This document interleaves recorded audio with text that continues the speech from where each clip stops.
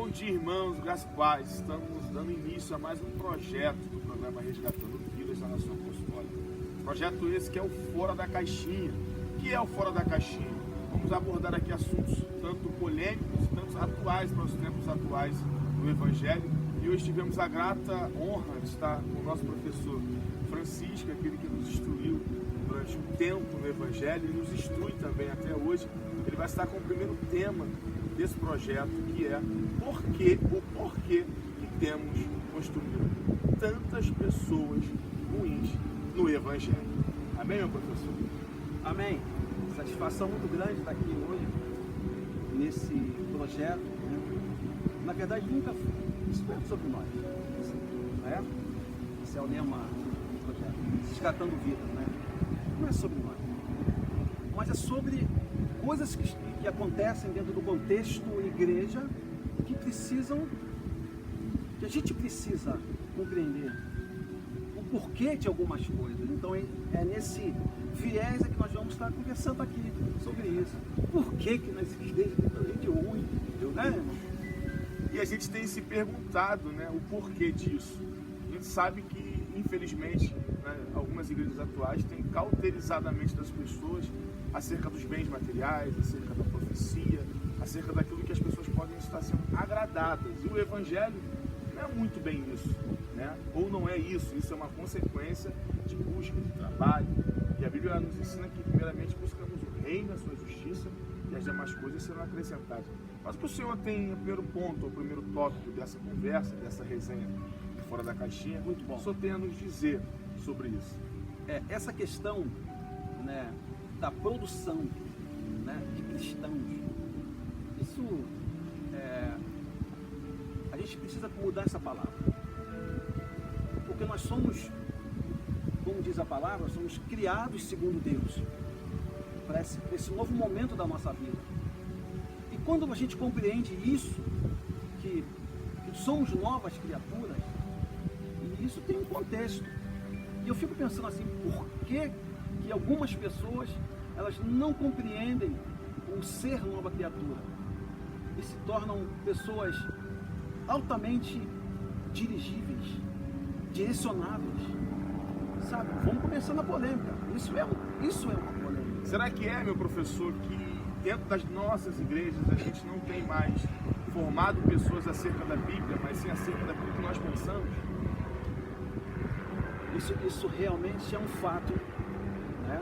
Quando a gente começa a observar o processo de tudo que as pessoas passam quando chegam no Evangelho. Quando a gente chega no Evangelho, a gente chega cheio de problemas, como dizem alguns, né? Cheio de carrapicho, né? É verdade. Mas eu pensando sobre esse tema, conversando com os irmãos, com o irmão, onde é que está a falha nisso aí? Onde é que está a falha no processo? Sabe? Produto, vamos dizer assim, o produto é o cristão, né? Criado segundo a imagem de Deus, segundo a palavra, segundo o Evangelho. Esse é o resultado.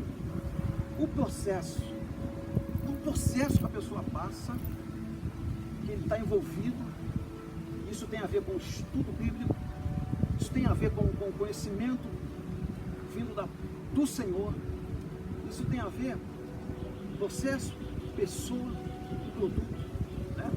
Tem a ver com a minha disposição de conhecer e prosseguir conhecendo. O profeta Osés falou sobre isso, né? Ao Senhor, conheçamos e prossigamos em conhecer ao Senhor, né? E tem um contexto, o versículo, mas já é o suficiente para a gente entender. Conheci e prosseguir conhecer. Aí eu te jogo para você uma outra pergunta, né? O processo, conheçamos e prossigamos conhecer. Será que nisso aí não está havendo algum problema de interlocução de pessoas? Por quê? Eu não estou aqui para passar a mão na cabeça de líder nenhum. Eu vou à frente disso aí. Entendeu? Será que eu não estou falhando no processo de ajudar as pessoas a serem conduzidas, né, à excelência do relacionamento com Jesus Cristo? Será que eu não estou falhando nesse processo? Que sirva como uma autocrítica, não só para mim, mas para para os irmãos que estão ouvindo. Como é que está esse processo aí? Isso é algo muito importante e abordando esse tema a gente não pode deixar de falar um pouquinho do que a Bíblia fala nesses últimos tempos atuais. Né? Exatamente. Esses últimos tempos atuais é muito importante que a Bíblia vai nos relatar no livro da primeira carta a Timóteo, né, no capítulo 4, que, ora, o Espírito afirma expressamente que nos últimos tempos muitos se apostatarão da fé, por obedecerem a espíritos enganadores e a ensinos de demônio. Isso é algo muito forte, professor, porque Paulo não está dizendo para as pessoas que estão fora da igreja, só me corrija se eu estiver errado, mas sim para quem está dentro. E nesses últimos dias, isso vai acontecer. O inimigo de nossas almas, o que ele quer fazer? Ele quer cauterizar a mente das pessoas dentro para que elas tiram fora totalmente o contexto do Senhor Jesus, colocando coisas na cabeça dela para que elas tenham de amuleto. E aí tira a referência de Deus. E aí uma das coisas que muitas igrejas têm feito é o quê?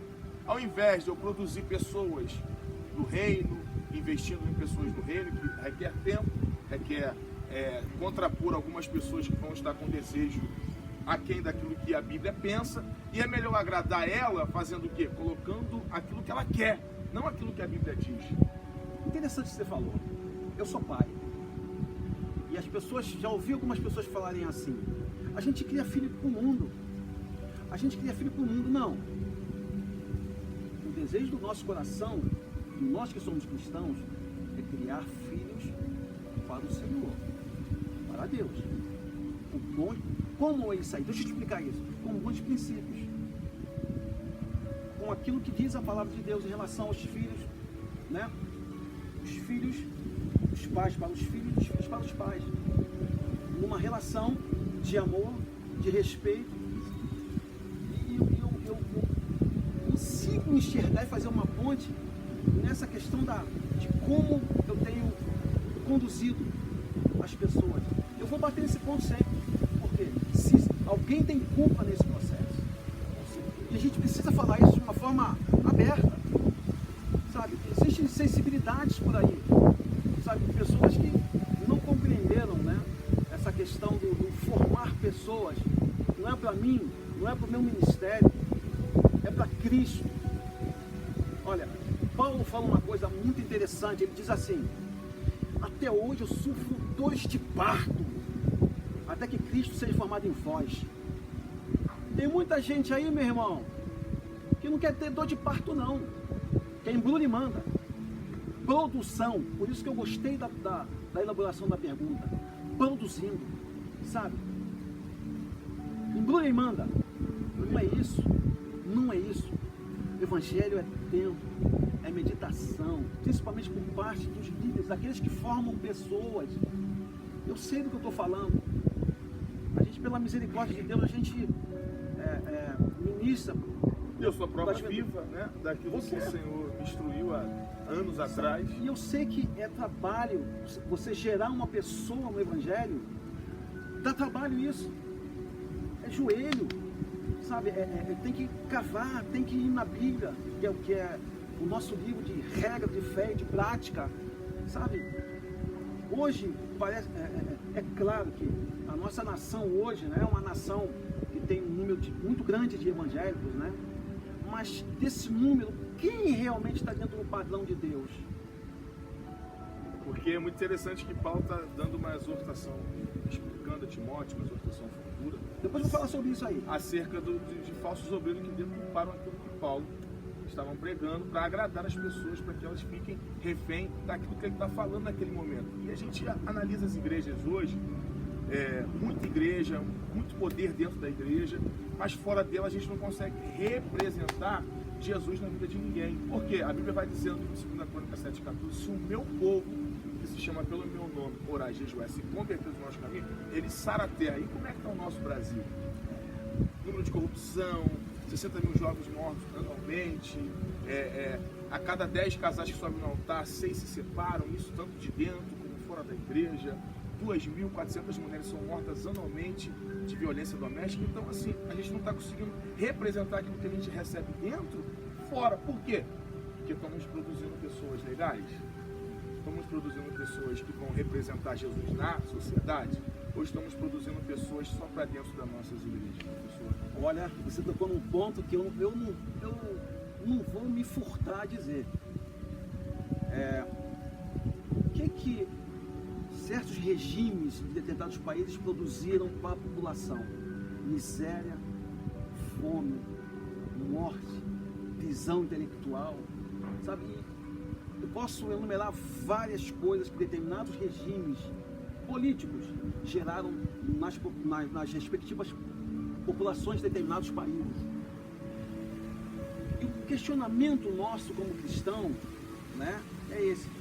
Existe um sistema, será que existe um sistema religioso que está produzindo pessoas, sabe, que em Apocalipse fala, olha, você diz que tem tudo, mas você é cego, você é pobre, você é nu, sabe? Pobre, miserável, cego, nu, você diz que tem tudo.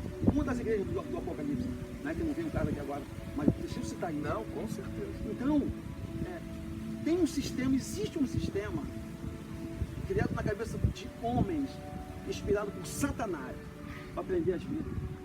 Sabe? Para falar o seguinte, olha, se você sair dessa caixinha aqui, daqui, cuidado, botando dúvida em tudo e em todos.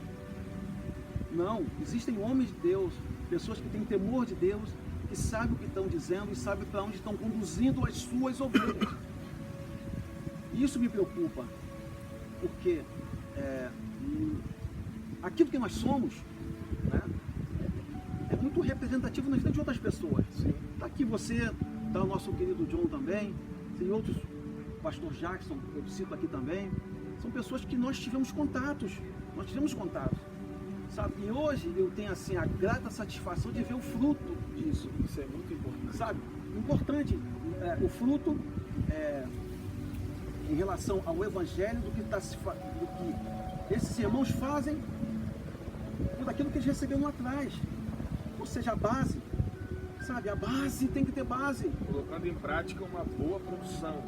Um bom ensino. Tem que ter, sabe, base.